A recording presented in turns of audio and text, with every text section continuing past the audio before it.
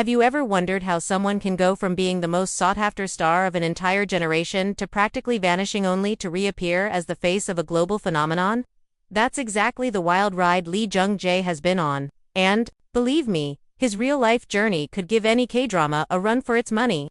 It's a story packed with heartbreak, setbacks, perseverance, and one of the greatest comebacks in modern entertainment. Stick with us till the very end because this is the remarkable rise, fall, and stunning return of one of Korea's most legendary actors. Lee Jung Jae wasn't born into stardom. Far from it. Raised in a modest home in Seoul, he worked as a waiter to help support his family.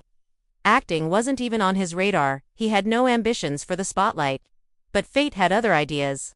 A well-known fashion designer spotted him and brought him into the modeling scene. His striking features and commanding presence stood out immediately.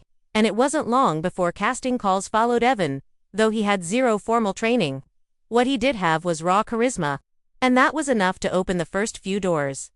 His breakout came in 1994 with the drama Sunglass. Despite playing a supporting role, he left such a strong impression that the nation took notice.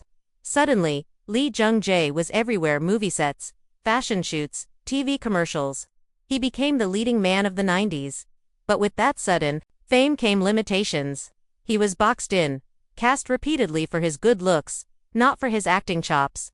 Industry insiders didn't take him seriously. Fans adored him, but critics questioned whether he had depth as a performer. In an attempt to prove himself, he took on a variety of roles. Some allowed him to stretch, while others fell flat. The turning point came with Typhoon, a big-budget film that flopped at the box office despite sky-high expectations. The failure stung. Through the 2000s, he slowly faded from the limelight. Rumors started flying. Some whispered he was difficult to work with, others claimed he was battling depression. The truth: he was lost, uncertain of where he belonged in an industry that no longer seemed to see him. But Lee Jung Jae wasn't ready to call it quits. Instead of chasing fame, he waited for projects that mattered.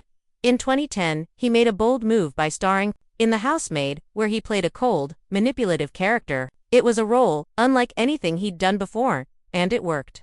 Critics finally started to take him seriously. That opened the floodgates. With The Thieves and New World, he solidified his place as a heavyweight in Korean cinema. Determined to have more control over his career, he co-founded his own production company. He wasn't just acting anymore, he was shaping his path on his own terms. And then came 2021. Squid Game happened. Everything changed. At first, he wasn't even sure if he wanted to take the role. It was a dark, complex character in a high-risk show. But he took the leap, and it turned out to be the role of a lifetime. The series shattered records globally, turning Lee Jung Jae into an international household name. The world suddenly remembered and respected who he was. What's even more impressive is how grounded he's stayed. Rather than bask in the glow of renewed fame, he expanded his creative pursuits. He stepped behind the camera to direct and produce. And in a jaw-dropping twist, he made his Hollywood debut in The Acolyte, part of the Star Wars universe. From waiting tables in Seoul to becoming a key player in one of the biggest franchises on Earth. That's not just a comeback. That's a legacy in the making. So, what do you think about Lee Jung Jae's incredible journey? Have you ever had to start over or find your way back after being counted out? Share your story in the comments.